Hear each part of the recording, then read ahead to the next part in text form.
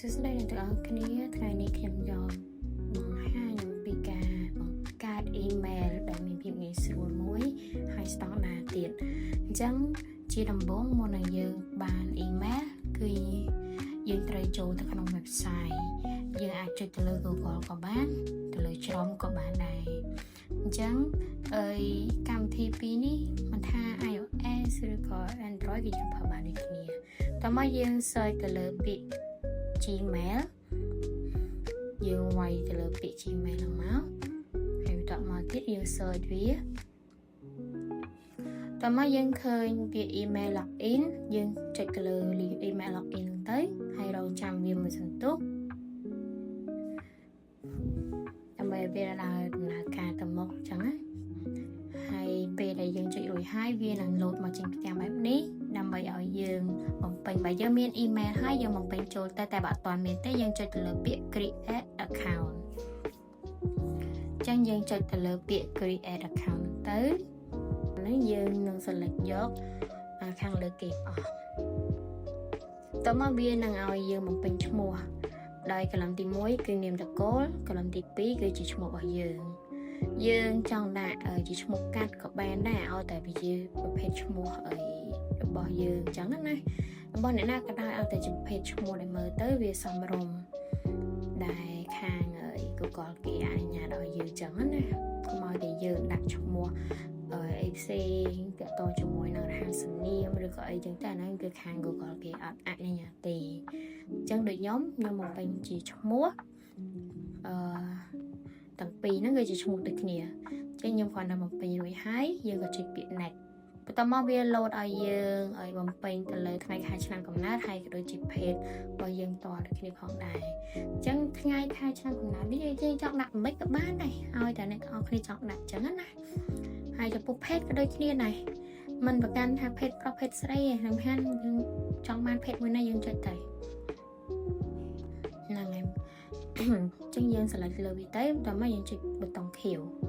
បន្ទាប់មកវានឹង load ចេញជា email example របស់ខាង Google ដែលគេបង្កើតឲ្យយើងឬក៏យើងចង់បង្កើតឲ្យខ្លួនឯងក៏បានដែរហើយបើសម្រាប់ខ្ញុំគិតថាវាងាយស្រួលអញ្ចឹងយើងយករបស់គេតែម្ដងទៅហើយនៅពេលដែលយើងយក email រួចវានឹងឲ្យយើងនឹងបំពេញ password នឹងឲ្យបំពេញលេខកូដកលំទី1កលំខាងលើហ្នឹងហើយកលំខាងខុសហ្នឹងគឺយើងត្រូវបំពេញឲ្យដូចគ្នាហ្នឹងហើយតកតនឹងការបំពេញ password នឹងផងដែរយើងចាំបាច់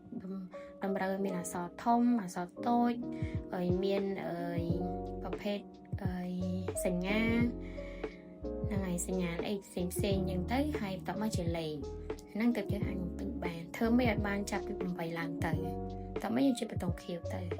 ហើយចំពោះកន្លែងនេះផងដែរយើងចង់ដាក់ក៏បានមិនចង់ដាក់ក៏បានដែរបើសម្រាប់ខ្ញុំអត់ដាក់ទេអញ្ចឹងខ្ញុំចុច skip នឹងអាចពីដៃហ្នឹងបន្ទាប់មកគឺលេខទូរស័ព្ទតែចំពោះលេខទូរស័ព្ទនេះគឺចាំបាច់ត្រូវដាក់ព្រោះដោយសារតែលេខទូរស័ព្ទវាសំខាន់នៅពេលដែលមានគេ hack account ឬមួយក៏នៅពេលដែលយើងភ្លេច password អីគឺយើងបាន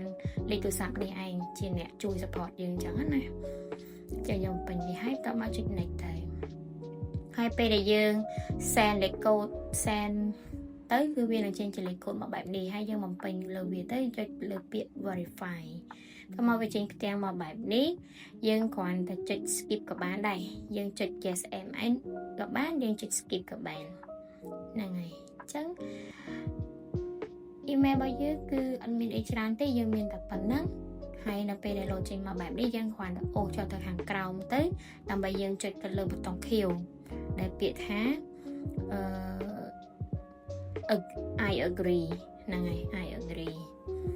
ចឹងយើងគ្រាន់តែអូសចុះមកក្រោមបំផុតមកវានឹងឃើញពាក្យ I agree ហ្នឹងហើយចឹងយើងចុចលើវាមកនៅពេលដែលយើងចុចលើវាហើយយើងចាំវាបន្តិចហ្នឹងហើយដើម្បីឲ្យវាដំណើរការនៅពេលដែលវាដើរមកហើយគឺវានឹងលោតចេញមកផ្ទាំងបែបនេះហើយបន្តមកទៀតគឺយើងចាំបាច់ត្រូវបញ្ជាក់តកតងជាមួយនឹងលេខទូរស័ព្ទរបស់យើងម្ដងទៀតជិះវាកុំឲ្យយើងខុសអញ្ចឹងណាអញ្ចឹងមុននឹងយើងដាក់លេខទូរស័ព្ទយើងត្រូវផ្លាស់ប្ដូរលេខកូដប្រទេសសិនអញ្ចឹងបើយើងនៅខ្មែរយើងយកលេខកូដប្រទេសខ្មែរយើងមកបន្តមកបញ្ចូលលេខទូរស័ព្ទរបស់យើងចូលទៅ